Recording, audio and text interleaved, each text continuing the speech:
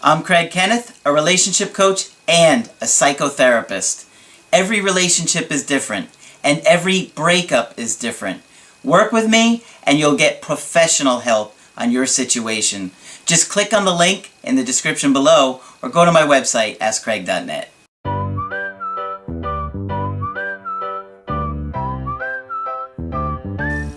Hi there, I'm Coach Craig Kenneth, and in this video, I'm going to be talking to you about, do I still have a chance? Well, if you're going through a breakup or a difficult time in a relationship, a lot of times you're scared out of your mind and you're wondering if you've ruined things, if you can repair things, and quite frankly, if you have another chance or opportunity to turn things around again. Well, I know a lot of times it can feel hopeless and you're just dying inside where you feel like there's no way I'm going to get another opportunity. They won't talk to me. They refuse to talk to me. They're ignoring my messages. And it just feels like it's going to stay that way forever. Well, you got to understand that feelings do change. I know in the moment it's impending feeling of doom, but a lot of times you do get that opportunity. And in many cases, I'm always trying to get you guys to be prepared for that opportunity. And when we do the Skypes together, a lot of times I'm looking for what went wrong in your situation and what you need to do to be proactive and how to correct it for when that opportunity comes. So in this video, I have a situation that I thought it was a really good one to share with you guys. Now this is a woman, so you ladies complain I don't do enough videos for women. Here's another one. This one is about a woman in her mid-40s. Now the guy she's dating, he's in his mid-20s. So, you know she's got it going on. Getting a guy, he's almost 20 years younger. So, you don't see that every day. A lot of times you see women or with older men, but to see such an age gap with men and women, I don't think you see that as often. So, here's the situation. She was telling me a little bit about his home life, and it's interesting because at first she starts off by saying his parents are still married and they have a pretty functional relationship. Well, watch how quickly it doesn't appear that way. Some years ago, his only sister had an eating disorder and suicide attempts. He was very detached about the whole situation. So that tells me immediately there's a lot more going on in this situation. We've got a sister who had an eating disorder and suicidal, and numerous attempts. And on top of that, he's detached about the situation. Who would be detached from their sister who is going through those kind of problems? Certainly, it tells me that that home life was not as great as it appears to be. Or at least as it appears to be to her. His parents, here we go. His parents suffered from depression, not at the same time. He was a big support to his mother. Okay, so now we see mom and dad both have had depression. There is a lot of mental health issues going on in this family, and you could be sure it's had a huge impact on him. We haven't spoken since the breakup, but he did the direct approach, just like the time we broke up before this one. So they've already broken up before. We were like a week apart. He posted songs on Facebook, and I replied the same way, even when he unfriended me. So he unfriended her from Facebook, maybe got a little bit dramatic about that, and then tries to get her attention with the Facebook posts. Okay? The message I received from the songs he posted was loud and clear, until I got tired of the indirect and went direct. See, now I don't teach you guys to do an indirect or a direct approach in these kind of situations. I would have not reached out until he made an actual direct approach, okay?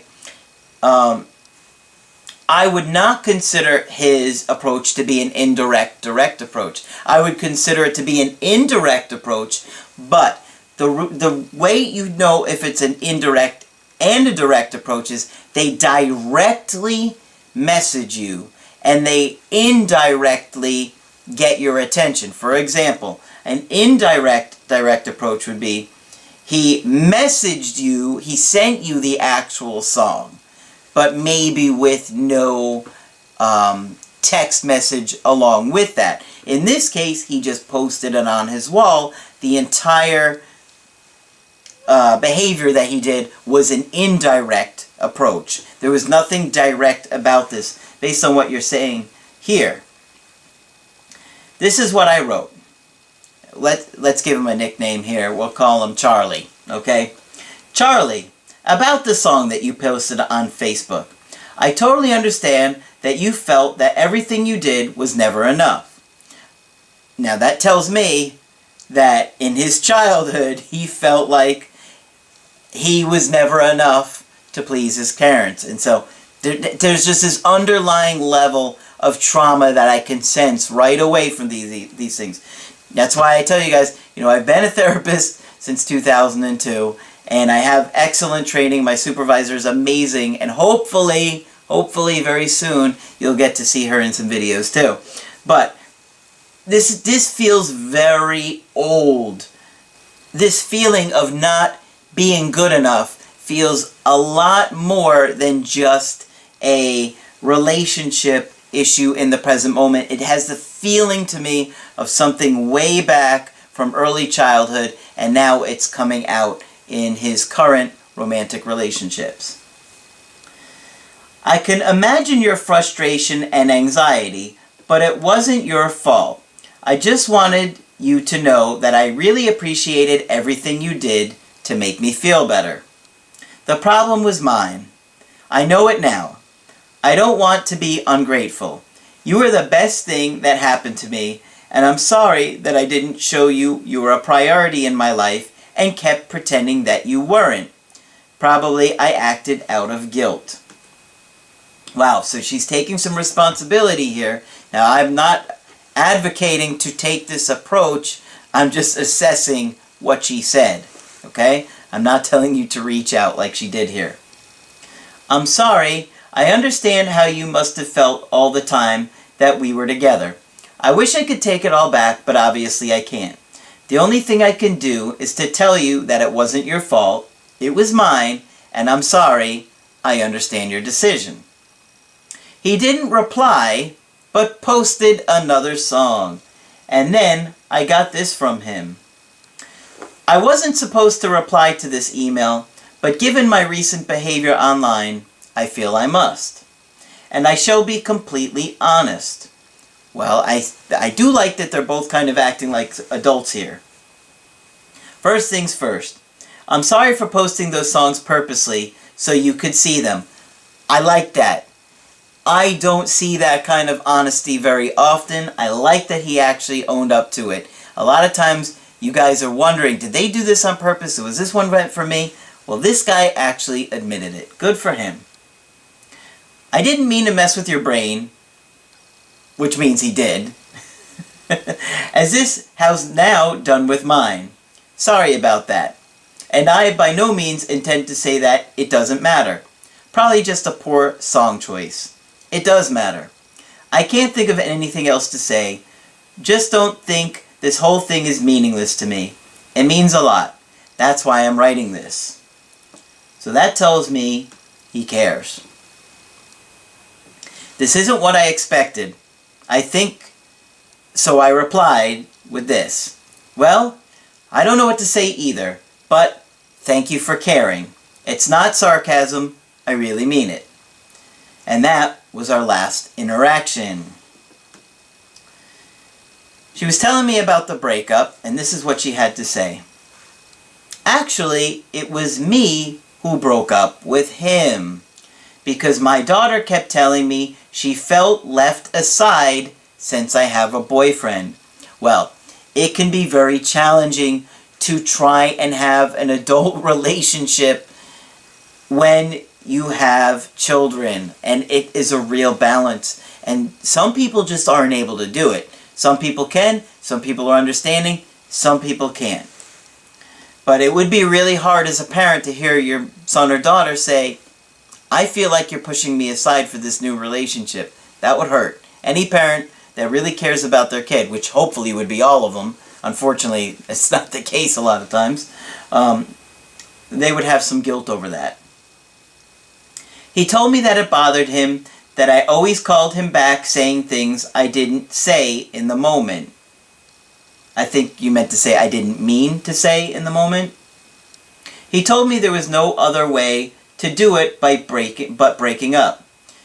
He asked me to call back again the next day, but I didn't, and neither did he.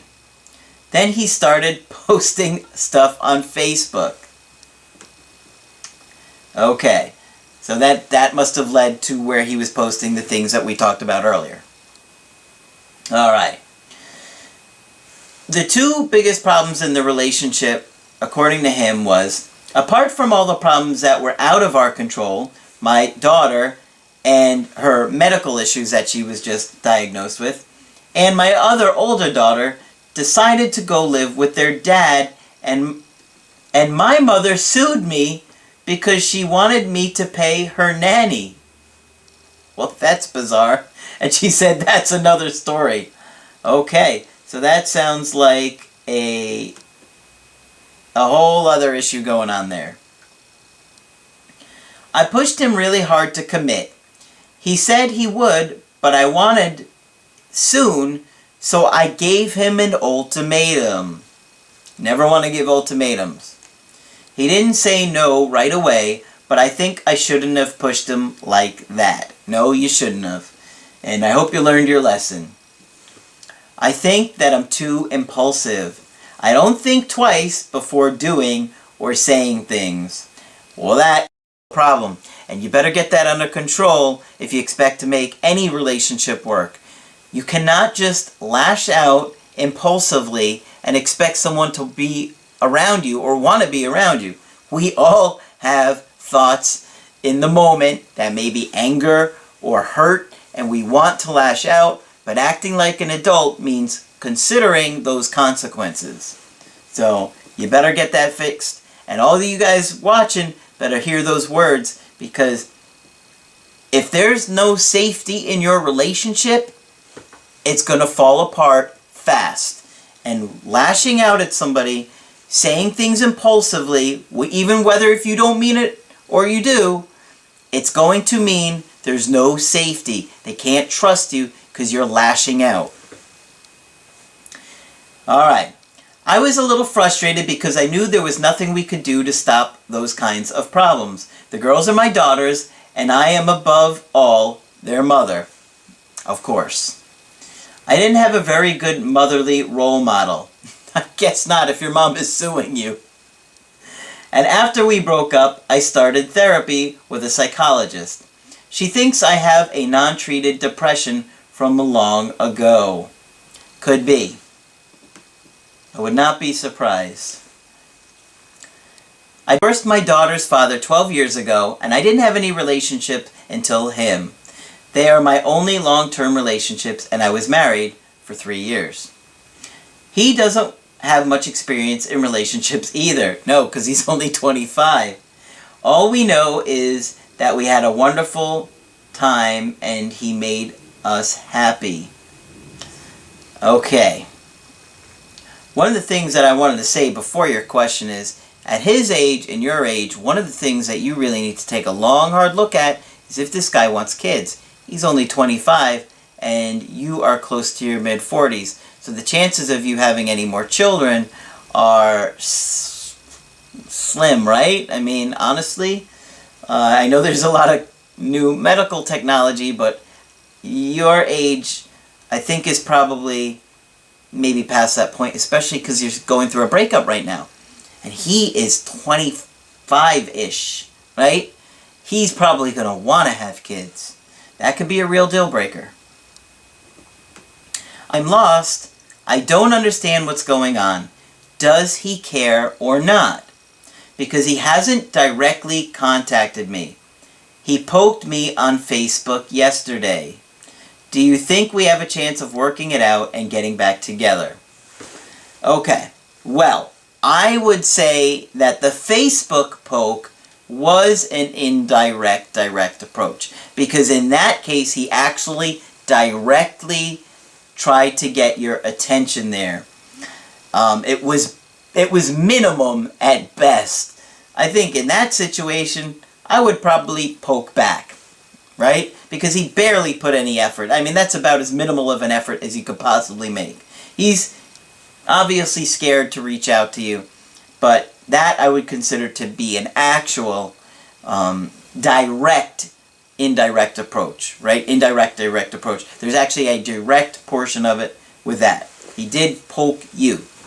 So, you want to know if he cares or not. I do think he cares about you, because the way he talked with you was acting like an adult. He did take some responsibility for himself, and he actually acknowledged that he was sending those Facebook songs out and it was meant for you. So I do like that he was acting like an adult in this situation.